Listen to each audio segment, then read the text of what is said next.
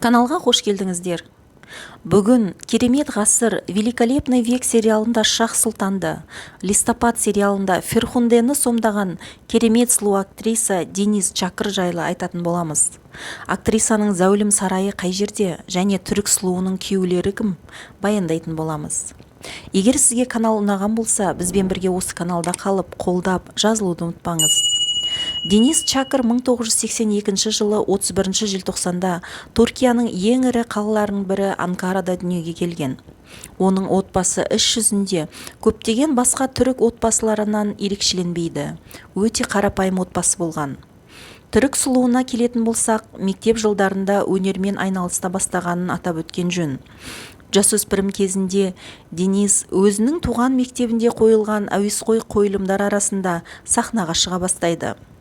Дәл осы кезеңде оның жан дүниесінде театр өнеріне деген құштарлық пайда болған. Кейіннен Денис өзінің талантын әртүрлі кружоктар мен жас актерларды даярлау топтарында әдістемелік тұрғыдан жетілдіре бастайды. Алдымен актриса журналист болғысы келді. Содан кейін ол біраз уақыт өткен соң заңгер мамандығы туралы ойланды. Бірақ уақыт өте келе ол театр өнерін таңдады.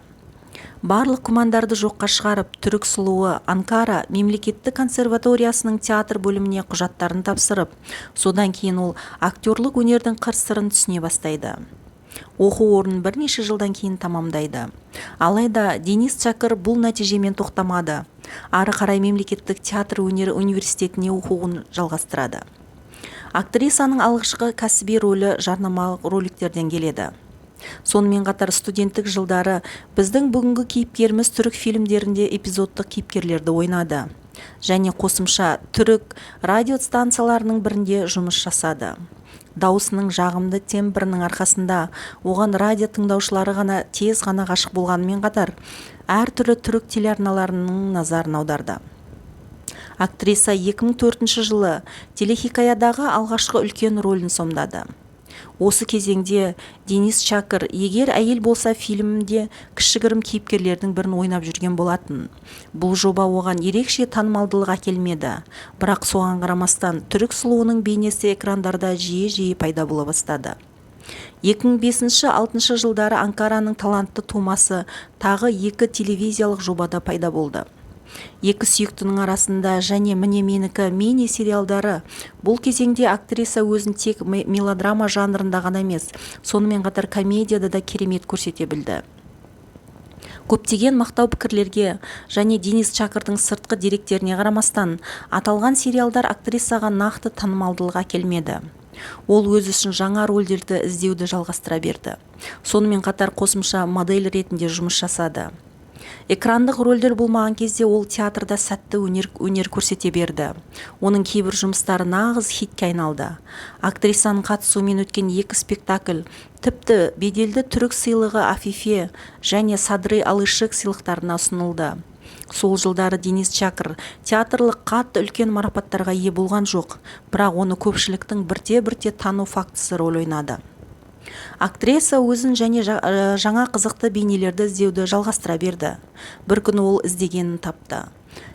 2006 жылы жас сұлу қыз «Листопад» сериясындағы қосалқы рөлдерінің бірін алды. Ферхунденің рөлі оның отанында, сондай-ақ сериал көрсетілген Әзірбайжан мен Болгарияда шынымен танымал болуына көмектесті.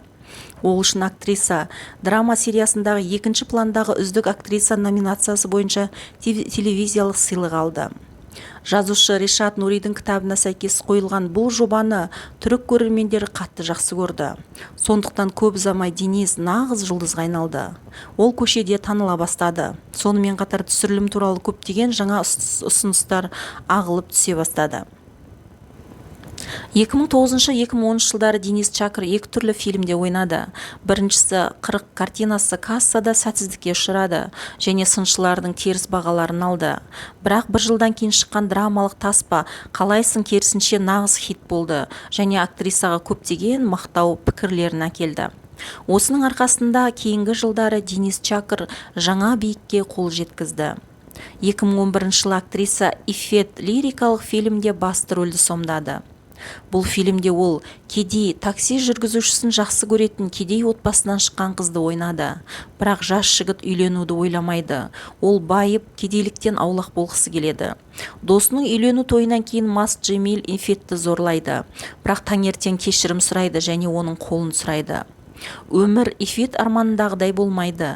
Джемил оны лақтырып кетеді, ал қыздың жүрегінде кек пайда болады. Бұл жобада өте сәтті шығады.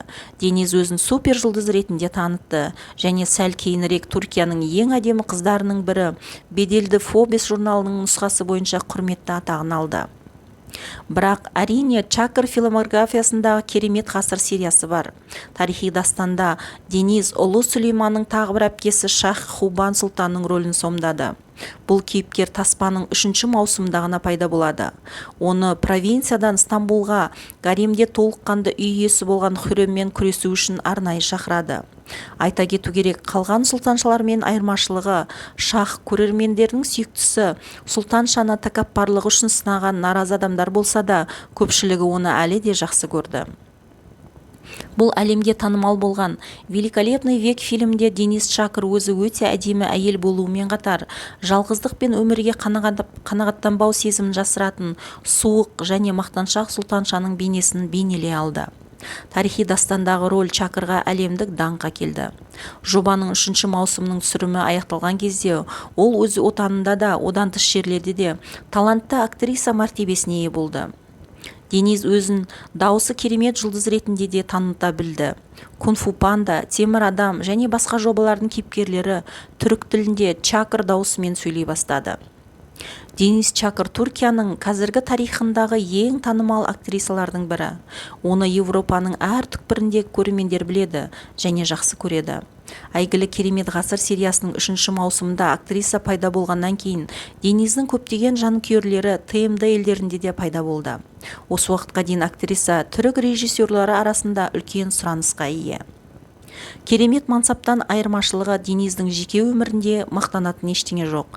Мысалы, листопад түсірілім кезінде Чакр әріптесі Нихат Алтынкаямен кездеседі. Ұзақ уақыт бойы олар кездесіп жүрді, бірақ олар қарым-қатынасты ресми етуге тырыспады. Олардың одағының қандай себеппен ыдырағаны әлі белгісіз. Екінші рет Дениз актер Ибрахим Челиколмен бақытты болуға тырысады. Олар Ифет телехикаясының да бірге ойнайды. Ұзақ 3 жыл бойы жұлдыздар ғашықтар мәртебесінде болды. 2013 жылы баспасөзде актердің басқа әйелмен суреті пайда болды. Дениз бен Ибрахим айырылысып кетті. 2 жылдан кейін Денис актер және продюсер Октай Кайнаржамен кездесе бастағаны туралы ақпарат тарайды.